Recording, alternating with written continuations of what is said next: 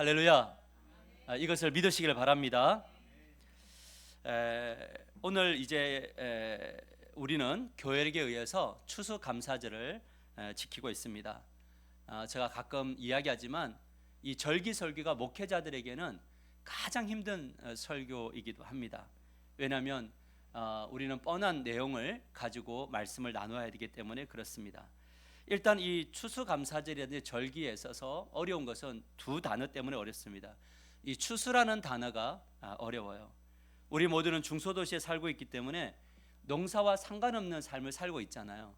어제 우리 한복기 권사님이 농사했던 배추를 그 중에 제일 큰 것을 가지고 왔던데, 우리가 농사를 해가지고 그것을 이렇게 갖고 오면 좀 더 감격이 좀 다를 것 같아요. 그런가요? 내가 이거를 하려면 뭐예요? 물도 주고 비료도 주고 이런 수고가 있었기 때문에 가져다 드리는 것이 있잖아요. 그러면 이것에 대한 모든 감사를 주 앞에 드리는 것이고, 또 이렇게 여러분들이 또 정성을 담아서 하는 이것도 주님이 기뻐 받으실 것이라고 믿습니다.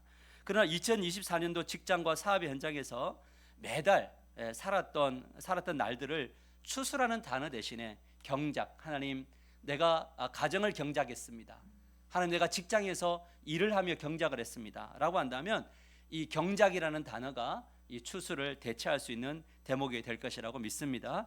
하지만 진정한 고민거리는 뭐냐면 감사라는 단어들이라고 해요.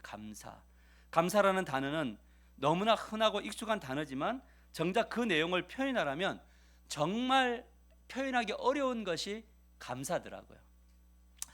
새벽기도와 새벽기도를 기도하고 설교를 준비하면서 2024년도 나에게 주신 감사가 뭐였을까? 지금 한번 생각해 보세요. 감사 이러면 뭐가 감사했을까라는 생각이죠. 그런데 기도를 하면 할수록 뭐가 냐면 감사할 일들이 정말 많더라고요. 개인적으로 그렇고 가정적으로 그렇고 교회적으로도 감사할 일들이 많았다. 그런데 중요한 건 뭐냐면 힘들고 어려운 순간이 많이 찾아왔고 또 지금도 어려운 순간이 막 몰려와요. 주님 어쩌라고 이러십니까? 이럴 정도로 몰려와요. 이거는 목사에게 몰려오는 거예요. 그런데 한 해를 돌아보니까 어려운 순간들이 몰려왔는데 하나님이 그때마다 우리의 기도를 통해서 일하셨다라는 것이 감사가 되더라고요. 그러면 지금 닥쳐있는 어려움들을 마음이 너무나 아프고 또 때로는 무겁지만 이 어려운 순간들을 어떻게 뒤집어야 될까라고 할 때 하나님은 이 지금 찾아온 문제들에 대해서 미래를 주관하신 하나님 앞에 미리 감사하면 된다라고 하는 그런 마음을 주셨어요. 하나님, 우리 지체들 중에 누가 아픕니다. 그러나 하나님께서 주도하실 것을 믿고 감사합니다. 하나님, 여전히 저의 뜻대로 하지 않습니다. 그러나 주님이 역사하실 것을 믿고 감사합니다. 하나님, 저의 감정은 감사할 수 없습니다. 그런데 하나님 감사하게 됩니다 라고 하는 그런 고백들이 저와 여러분에게 이렇게 되어지기를 주님의 이름으로 간절히 축복합니다. 그런데 이 감사를 이 상황과 상관없이 던지려면 딱 한 가지가 필요하더라고요. 이것은 제가 설교를 해서 되는 것이 아님을 저는 알았어요. 여러분에게 감사는요, 오직 하나님을 믿고 체험할 때만 이루어질 줄 믿으시길 바랍니다. 그래서 저는 오늘 이 아침에도 기도하고 새벽에 기도할 때 제가 한 가지 기도했어요. 뭐냐면 하나님 만나주세요. 제가 이 기도를 정말 오래전부터 하고 있어요. 하나님 만나주세요. 제가 기도하다가 누가 떠오르면 그분 하나님 만나게 해주세요. 그분 하나님 역사해 주세요. 그냥 강하게 역사해 주세요. 하나님의 방식으로 역사해 주세요 라고 기도해요. 그래서 입술이 벌릴 때마다 그들의 입술에서 하나님 감사합니다, 하나님 감사합니다, 이런 고백이 나오기를 전능하신 하나님, 전지하신 하나님 앞에 내어드리는 거죠. 문제는 하나님에 대한 그 감사를 어떻게 표현해야 될까라는 거예요. 이 표현력이 약한 사람들은 이 감사를 표현할 줄을 몰라요. 우리 추수감사절 이러면 여러분 머릿속에 제일 먼저 떠오르는 것이 뭐냐면 경제에 대한 부담, 오늘 또 뭘 해야 되는구나, 이런 부담을 가질 겁니다. 오늘 우리는 이 질문에 대한 답을 찾아가 보려고 합니다. 이 질문에 대한 답을 찾고 이행하지 않으면 나도 모르는 사이에 사단에게 이끌려서 입술에 감사가 사라지고 불평할 것들만 많아지는 거예요. 여러분, 입술에 막 불평이 나오면 내가 지금 사단의 통치를 받고 있구나 이렇게 생각하셔야 돼요. 큰일 났구나 이렇게 생각하셔야 돼요. 그래야지만이 뭐냐면 영적인 전쟁에서 승리할 수 있을 줄 믿으시기를 바랍니다. 할렐루야. 우리 옆 사람과 이렇게 인사해볼까? 당신이 있어 나는 감사합니다. 사실 기도하지 않았습니다. 뭐 이런 거 해야 되는데 우리가 정말 당신이 있어 감사합니다. 이런 고백이 있어야 돼. 그러면 우리 첫 번째 감사는 어떻게 해야 되느냐? 감사는 반드시 말로 표현되어야 된다. 따라합시다. 감사는 반드시 말로 표현되어야 합니다. 아멘인가요? 말로 표현해야 돼요. 데살로니가서 5장 18절을 다시 우리 주신 말씀으로 같이 받아들이겠습니다. 시작. 범사에 감사하라. 이것이 그리스도 예수 안에서 너희를 향하신 하나님의 뜻이니라. 그리스도 예수 안에서 우리를 향한 하나님의 뜻이 뭐냐? 나를 향한 하나님의 뜻이 뭐냐? 범사에 모든 상황 속에 모든 형평 속에 감사하는 것이 하나님의 뜻이다. 이렇게 이야기해요. 오늘 전도사님이 이 앞에서 찬양 인도하면서 그런 이야기 했잖아요. 어머니와 함께 아내를 돌아보면서 감사의 눈물을 흘렸다. 여러분 부럽지 않아요? 여러분 이거 너무 부럽지 않으세요? 나의 자녀들과 함께 대화를 나누는데 한 해가 너무 감사해서 아들과 아빠가, 아들과 엄마와 딸과 부모가 함께 눈물을 흘릴 수 있는 이 감정, 지금이 우리의 전성기다. 여러분 어때요? 여러분 전성기인가요 지금? 전성기 아니세요? 전성기 언제 오나요? 여러분 그런 생각 들지 않아요? 나 원래 전성기였는데 하나님 나라를 만나고 나더니 전성기가 사라지지 않았나요? 하나님 나라를 만나고 난 다음에 전성기가 사라졌어요. 어렵고 힘든 일만 보여요. 근데 여러분, 저는 여러분과 저의 삶이 매일매일 전성기가 되기를 축복합니다. 사단은요, 우리들이 감사를 표현하지 못하도록 미혹해요. 어떤 방식으로 미혹을 하냐면 모든 상황과 형편 안에서 감사하는 것이 아니다 이렇게 이야기해요. 내가 원하는 것이 이루어질 때만 감사하라 이렇게 이야기해요. 누가요? 자, 정신 차리고 자, 저를 보세요. 누가 그렇게 한다고요? 사단이. 더 나아가서 형편과 상황이 마음에 들지 않으면 불평해라 이렇게 이야기해요. 근데 재밌는 게 뭔지 아세요? 이런 상태에 머물면 주변도 다 이런 사람만 붙어요. 참 신기해요. 사단은요, 불평할 때 옆에 불평할 사람들을 탁탁 붙여요. 그리고 불평의 씨앗에다가 불평의 장작불을 붙여가지고 불평이 가득하게 만들어요. 여러분, 이런 사랑의 사단의 도구가 되지 않게 되기를 주님의 이름으로 간절히 축복합니다. 그래서 이 사단에게 지배를 당하면 불평과 원망이 습관이 돼버려요. 우리 민족은 감사하는 민족일까요? 불평하는 민족일까요? 우리 민족 중에 특별한 분. 우리의 입술은 항상 입만 열으면 그냥 죽겠다, 미치겠다, 환장하겠다 뭐 이런 거 아니에요? 맞아요? 그래도 안 죽고 이렇게 살아난 여러분들을 축복하고 하나님이 얼마나 위대하신지 몰라요. 입술의 열매대로 갔다면 우린 다 죽었어요. 여러분 이것을 잘 보여주는 게 창세기인데 사단과 하와가 미혹할 때 무엇을 자극하느냐? 그것은 불평을 내면에서 일으켜요. 창세기 3장 1절에 3절 우리가 잘 알지만요. 그런데 뱀이 여자에게 물어 이르되 하나님이 참으로 너희에게 동산 모든 나무의 열매를 먹지 말라고 하시더냐라고 이야기해요. 여기서 주목할 것은 모든이잖아요. 하나님은 이 모든을 모든 상황 속에서 감사하라 이렇게 이야기하는데 사단은 모든이라는 것을 던져가지고 모든이라는 단어를 가지고 불평하게 만들어요. 이것이 사단이 미혹하는 뭐냐면 미끼예요. 모든. 이 말을 들은 하와가 어떻게 반응하냐면 여자가 뱀에게 말하되 동산 나무의 열매를 우리가 먹을 수 있으나 동산 중앙에 있는 나무의 열매는 하나님의 말씀에, 잘 보세요, 하나님의 말씀에 뭐라고 얘기해요? 너희는 먹지도 말고, 여기까지는 맞아요. 그런데 뭐예요? 만지지도 말라, 너희가 죽을까 하노라 하셨느니라 이렇게 얘기해요. 여기에 뭐가 되어졌어요? 뭐가 되어졌어요 여기에? 저게 하나님 말씀이에요?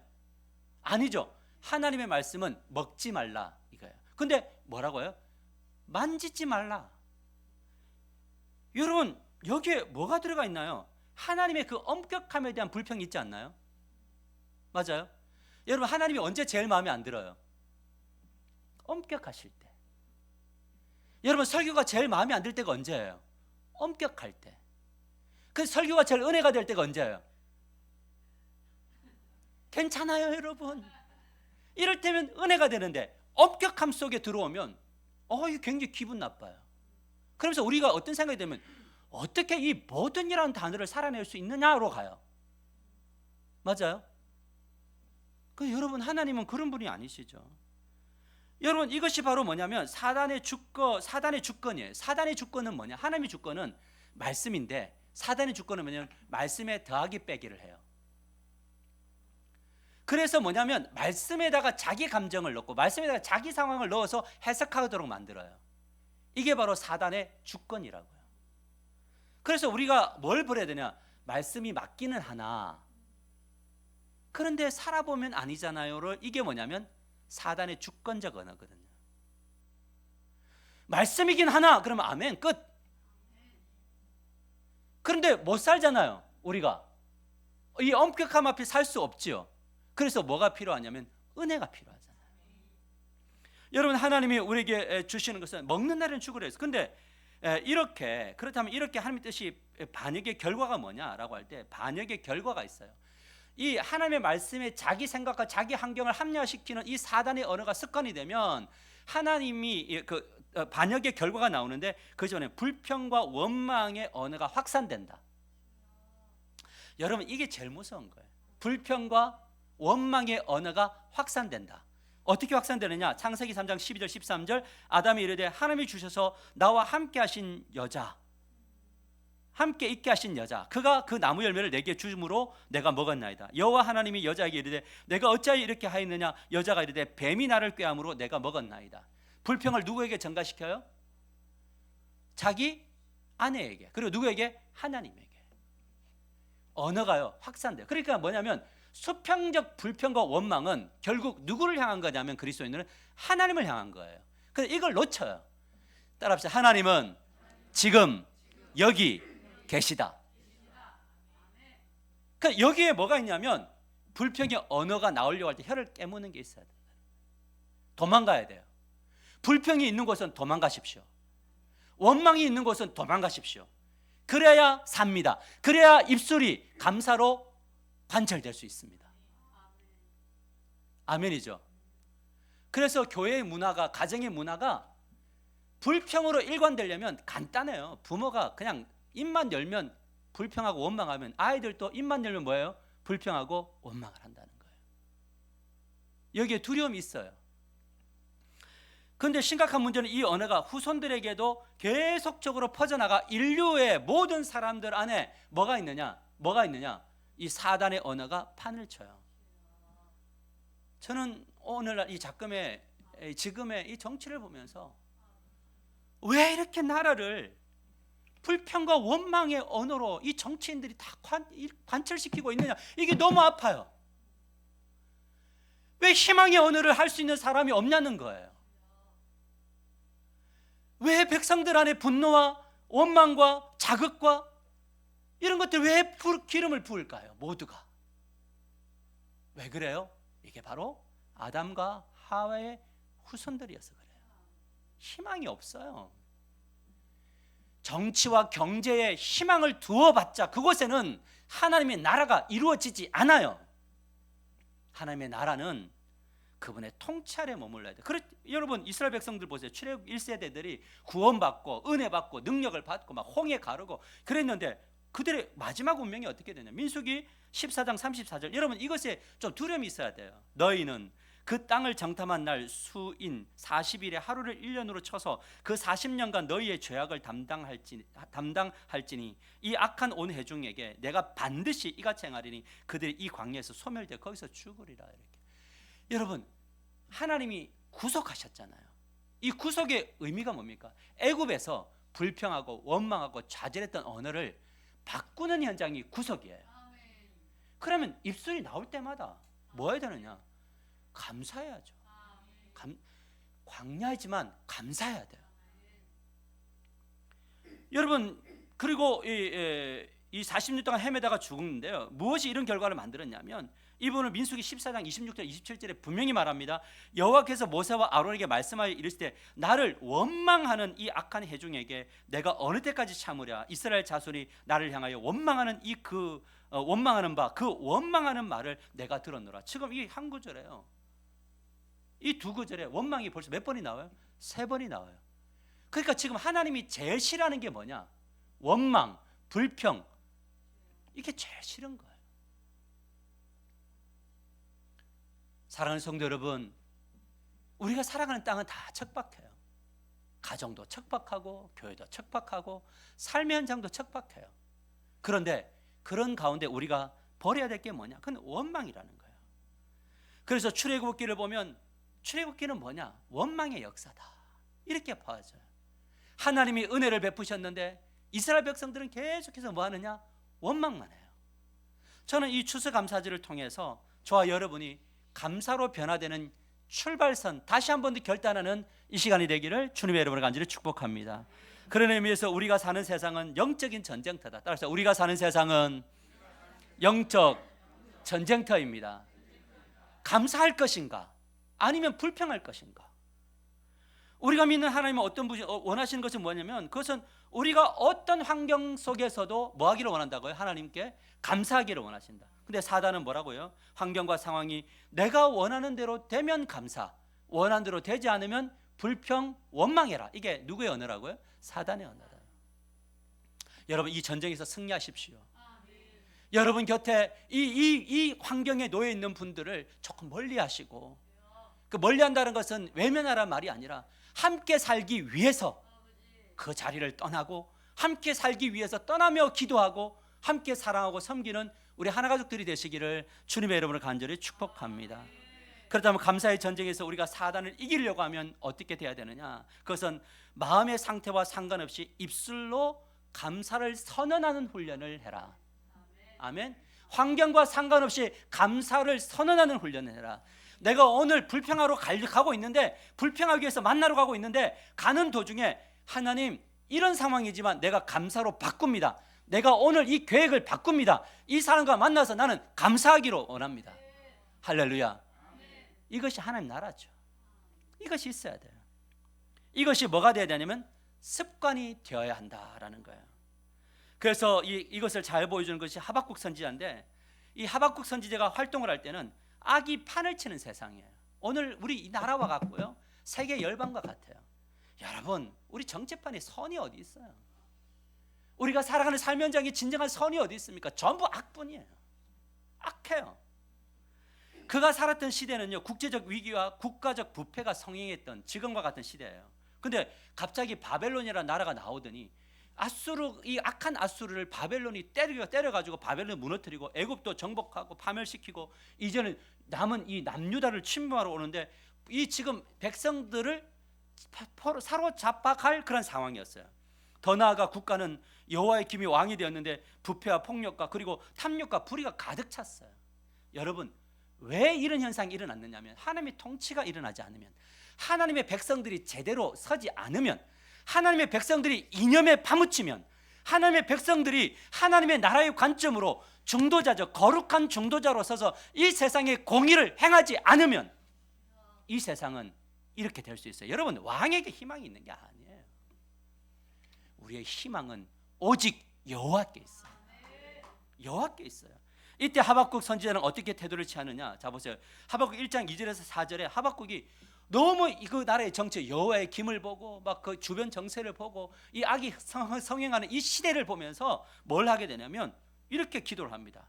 여호와여, 내가 부르짖어도 주께서 듣지 아니하시니 어느 때까지일까?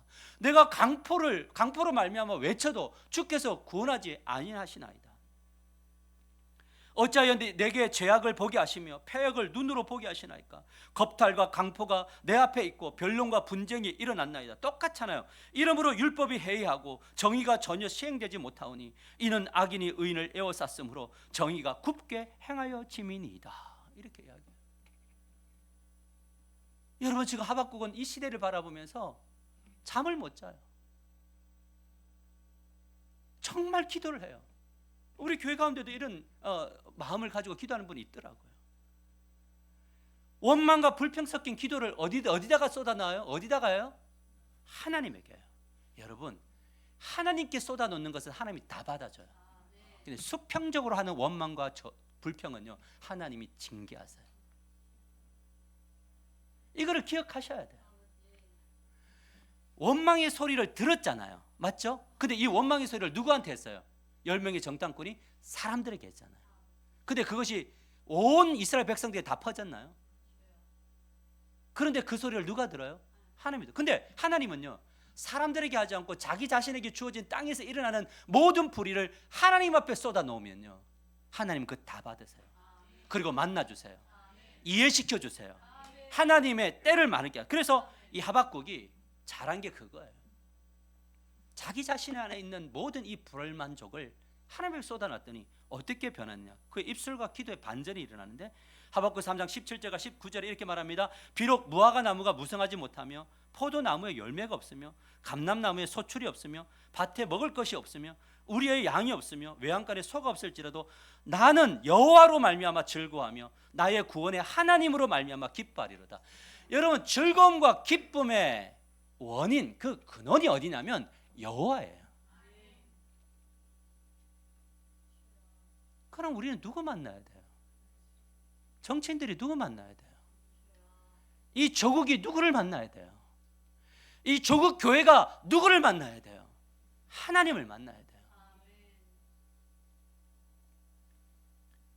여러분, 무엇을 보여주는 대목입니까?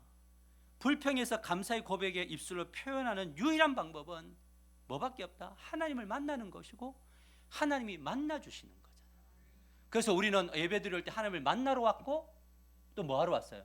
하나님을, 이 나를 만나주시기를 원함으로 왔지요. 그러면 예배 안에 드려지는 모든 행위들은요, 간절할 수밖에 없어요.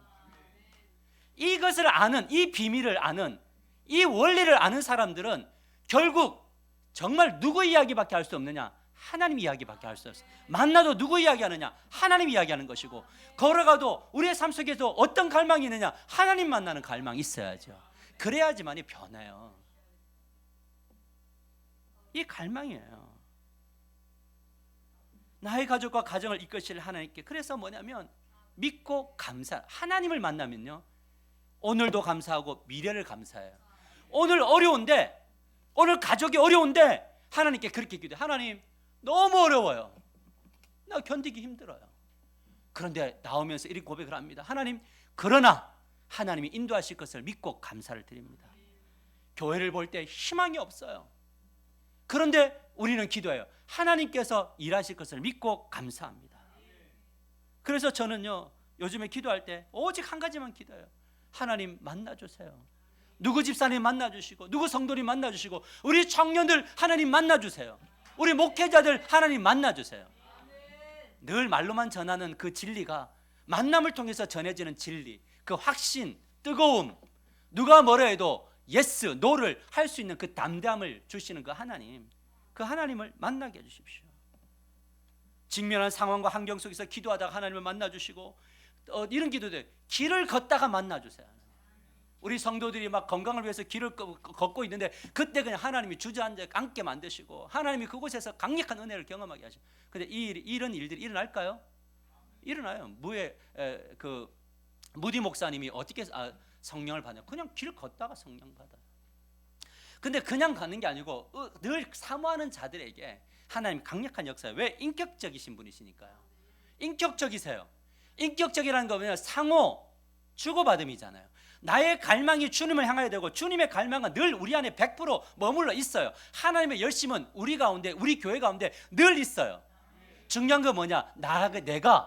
나는 하나님을 갈망하느냐, 그게 중요하죠. 나는 하나님을 갈망하느냐. 그래서 기도하며 살아갑니다. 두 번째는요, 감사는 자신과 소산물을 드리며 함께 즐거워한 것으로 표현되었다. 같이 읽을까? 시작. 감사는 자신과 소산물을 드리며 함께 즐거워하는 것으로 표현되어야 된다. 창세기 4장 3절에서 5절 같이 읽읍시다. 시작. 세월이 지난 후에 가인은 땅의 소산으로 제물을 삼아 여호와께 드렸고, 아벨은 자기도 양의 첫 새끼와 그 기름으로 드렸으니 여호와께서 아벨과 그의 제물은 받으셨으나 가인과 그의 재물은 받지 아니하신지라. 여기서 우리가 잘 알고 있는 것처럼 가인과 그 재물은, 아벨과 그 재물은 오늘 나를 주님 받으십시오, 내가 추수감사절을 드리는 이 예물을 받으십시오 라는 거예요. 그러나 여기에 하나 더 우리가 첨가해야 될 것은 무엇이냐면, 우리가 감사를, 이것이 주님께서 주신 것을 알았다면 이 고백을 가지고 하나를 더 해야 되는 건데, 그게 바로 신명기 26장 8절에서 12절에 나옵니다. 보세요. 여러분, 이 말씀 안에 너무나 놀라운 진리와 하나님의 뜻이 담겨 있어요. 여러분 보세요. 여호와께서 강한 손과 편팔과 큰 위엄과 이적과 기사로 우리를 애굽에서 인도해 내시고 이곳으로 인도하사 이 땅 곧 젖과 꿀이 흐르는 땅을 주셨나이다. 자, 여러분 저 구절을 보시면요, 우리에게 이 주신 이 땅이 누가 주신 거라고요? 하나님이 구원해 주셔서 주신 땅. 가정도 하나님의 땅인가요? 교회도 하나님의 땅인가요? 우리의 직장과 삶 현장 하나님의 땅인가요? 이 모든 것이 누가 주신 거라고요? 하나님이 주셨잖아요. 자, 그러면 이거를 전제로 모든 것이 하나님 주셨다면, 여호와여 이제 내가 주께서 내게 주신 토지 소산의 만물을 가져왔나이다 하고 너는 그것을 내 하나님 여호와 앞에 두고 내 하나님 여호와 앞에 뭐하라고요? 경배할지니라. 경배할 것이며, 이렇게 이야기해요. 그러니까 우리는 누구를 제일 먼저 경배해요? 하나님을 경배하죠. 내 하나님 여호와께서 너와 내 집에 주신 모든 복으로, 너와 내 집에 주신 모든 복으로 말미암아 너는 레인과 객과 고아와 가부에게 주어 내 성읍 안에서 먹고 배부르게 하라. 이렇게 말씀하세요. 이번에는 정말 이 모든 것들이 그대로 그냥 동사무소로 가기를 원합니다. 할렐루야. 그냥 가기를 원해요. 누구에게 주느냐 그건 모르겠어요. 가서 주자고요. 그리고 그곳에서 하나님의 의로움이 나타나기를 기도하십시다. 여러분, 이것이 바로 추수감사절의 의미고 맥주감사절의 의미며 11조 정신인 거죠.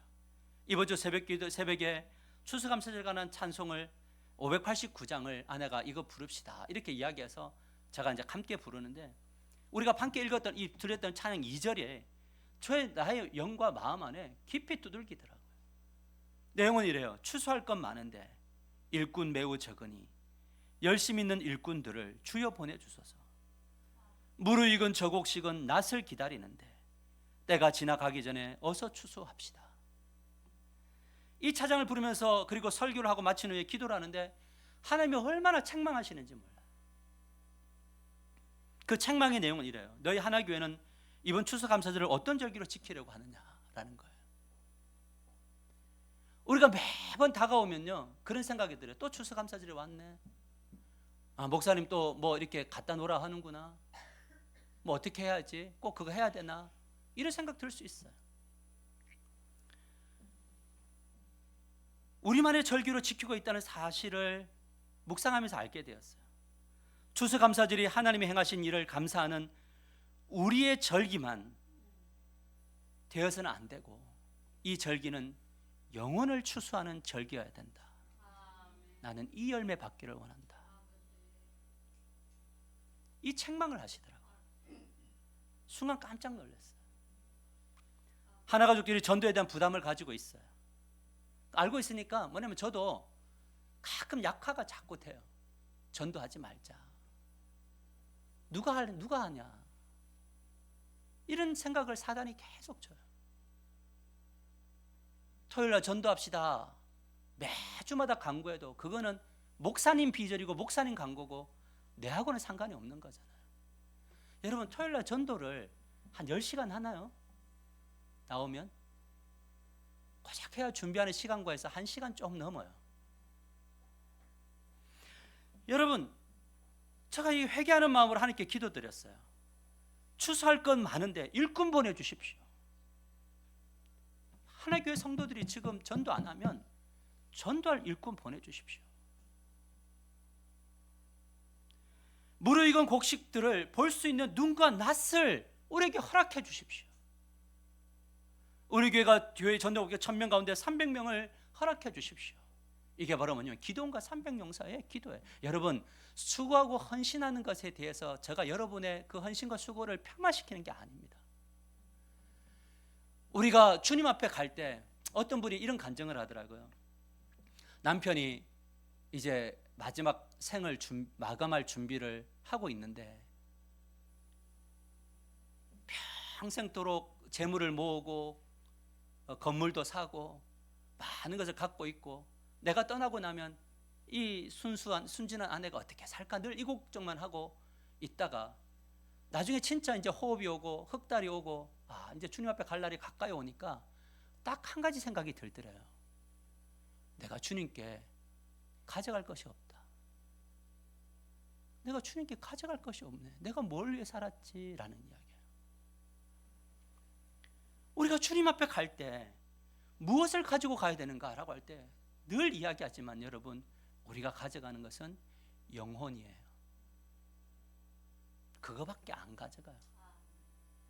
그것만 천국 창고에 쌓여요. 우리가 드려진 예물, 헌금, 이거는요 뭐냐면 영혼을 구원하기 위한, 그래서 그들이 돌아와서 예배를 진짜 예배되기 위한 하나님 앞에 드려지는 감사의 예물이잖아요. 아멘. 이 목적이 뭐냐라고 할 때 영혼 구원에 있어야 우리의 드려지는 모든 것들이 주께서 받으시는 예물이 된다는 거예요. 그래서 제가 지난주에 이야기할 때 미가 선지자, 내가 무엇을 가지고 여 앞에 나아갈까? 높으신 하나님을 경배할까? 천천의 수양과 만만의 강수, 마다들, 내 몸에 열매를 드리, 이거 갖고 안 된다. 이것에 드리는 목적이 뭐냐면, 우리가 드려진 헌금의 목적이 뭐냐면, 11조 목적이 뭐냐면 공의를 행하고 인자를 사랑하며, 영혼 구원이죠, 겸손히 대 하나님과 동행하기 위한 것들이다라는 거죠. 여러분, 천국잔치는 언제 벌어지냐면 누가복음 15장 7절에 보면 이렇게 말해요. 내가 너희에게 이르노니 이와 같이 죄인 한 사람이 회개하면 하늘에서는 회개할 것이 없는 의인 아홉으로 말미암아 기뻐하는 것보다 더하리라. 지금 막 드라크마 피해, 잃어버린 드라크마 찾고 이런. 그러니까 주님이 제일 기뻐하는 교회가 어떤 교회냐? 이렇게 예배를 드리는 교회지만 진짜 기뻐하는 교회는 매주마다 하나님 앞에 열매를, 영혼의 열매를 드리는 교회를 주님이 기뻐 받으신다는 거예요. 새벽기도에 기도를 하는데 그런 생각이 들었어요. 사랑하는 동생들, 가족을 이렇게 전도했는데 예수 처음 믿는 분들이잖아요. 그래서 하나님께 기도해. 하나님, 저에게 이런 특권과 복을 주십시오. 내가 저 두 분을 빠른 시일 안에 복음 전하고 세례 줄 수 있도록 도와주세요. 이 기도했어요. 저는요 세례 주는 목사이고 싶어요. 저는 우리 교회가 세례 주는 교회이기를 원해요. 새 가족들이 들어왔는데 22주를 하나님 나라 제자 훈련을 하면서 생각이 바뀌어요. 기도 잠시 했던 사람이 기도가 늘어나요. 그리고 그냥 꿈을 바꿔요. 하나님 나라 비전으로. 여러분, 이게 주님이 기뻐요. 목사는 그렇게 영혼을 주 앞에 드리고, 여러분들은 전도해서 주 앞에 영혼을 드리면 목회자가 한 영혼 한 영혼을 살려서 주님 기뻐하시는 삶으로 변화시키는 역사가 일어나게 될 줄 믿습니다. 말씀을 맺으려고 합니다. 데살로니가서 5장 18절 같이 한번 읽읍시다. 시작. 범사에 감사하라. 이것이 그리스도 예수 안에서 너희를 향하신 하나님의 뜻이니라. 우리는 내년에도 오늘처럼 추수감사를 지킬 것인데 그 절기를 지키는 것이 중요한 것이 아니라 절기에 합당한 예물을 드리는 저와 여러분이 되시기를 주님의 이름으로 간절히 축복합니다. 내년에는 우리 정말 매주일마다 주 앞에 영혼의 열매를 드리는 우리 하나가족들이 되시기를 주님의 이름으로 간절히 축복합니다. 됩니다. 왜냐하면 하나님이 살아계시기 때문에 그렇습니다. 이 놀라운 기회를 우리 하나교회에게 먼저 주셨는데, 여러분에게 주셨는데, 이 기회를 마다하신다면 하나님은 정말 이 사명에 가슴 뛰는 사람들을 이곳에 부르셔서 탁월한 삶을 살게 만드실 겁니다. 나중된 자가 먼저 될 수 있다니까요. 먼저 되신 여러분, 이 먼저됨의 이 특권과 이 복을, 이 섬김의 복을 빼앗기지 마세요. 악착같이 주님 안에서 유지하시고 가져가시고 발견하세요. 여러분, 왜 빼앗깁니까? 이걸 다른 사람들에게. 여러분, 이것이 우리의 거룩한 분노가 돼야 되고 주님 앞에 가서 막 엎드려야 되는 것이 돼야 되는 거예요. 누가 나를 알아줍니까? 하나님이 알아주시죠. 어떤 사람을 하나님이 알아주시고 사용하십니까? 그것은 바로 뭐냐면 영혼 구원에 대한 가슴이 뛰는, 매일매일 주일이 추수감사절이 되기를 원하는 그런 사람들에게 하나님이 이 모든 것 대해줘. 이처럼 마가복음 16장 마지막을 설교하면서요, 오늘 기도하는데 하나님이 그 말씀을 또 주셨어요. 하나님 나라의 복음을 전파해라. 그러면 뱀에 물려도, 정갈에게 물려도 해를 입지 않으며 독을 마셔도 괜찮으며, 너가 손을 얹을 때마다 병자들이 낫는 역사가 나타난다. 오늘 이 말씀에 은혜 받고 또 뭐 동마시고 이러면 안 되고 시험해 보지 마시고, 이거는 상징성이 하나님이 우리를 지키신다는 거예요. 뭐냐면 이 가운데 믿음이 있어야 돼요. 사람 보지 마세요. 하나님 보세요. 하나님 주시는 메시지를 따라 나를 움직이세요. 그러면 옆에 충분히 사람들이 자석처럼 붙어옵니다. 그러한 놀라운 역사가 우리 가운데 일어나기를 소망하고, 이를 위해서 우리는 딱 한 가지 필요하다 그랬죠. 누구를 만나야 된다? 하나님 만나야 된다. 예배 현장에서 하나님 만나시고, 가정 현장에서 하나님 만나시고, 삶의 현장에서 하나님 만나시고, 예수님 목마릅니다. 오셔서 채워주십시오. 성령의 불로 예수님 목마릅니다. 오셔서 채워주십시오. 성령의 불로. 그럴 때 반드시 저와 여러분의 주신 땅이 복을 받고 복이 되는 인생이 될 줄 믿습니다. 우리 생활 숙제 같이 한번 세 가지를 읽읍시다. 크게 읽습니다. 시작. 모든 상황에서 감사할 수 없는 것을 적어보라. 감사할 수 없는 것들에 대하여 하나님이 변화시킬 것을 믿고 감사로 선언하라. 내년 추수감사절에는 전도한 영혼과 함께 즐거워하는 절기가 되기를 기도하라. 감사할 것을 주변 사람들과 함께 나누라. 우리 같이 주여 부르시면서 성찬식에 참여하기 전에, 하나님 내가 이런 추수감사절로 나가기로 결단합니다. 하나님 우리의 예배를 받으신 하나님 감사합니다. 우리 주여 부르시고 동성으로 우리 성찬 예식 가운데 내가 죽고 이제 주의 말씀을 붙들고 살아가는 다른 내가 살아나기를 원합니다. 주여 역사해달라고 우리 주여 부르시고 동성으로 기도합시다. 기도합니다.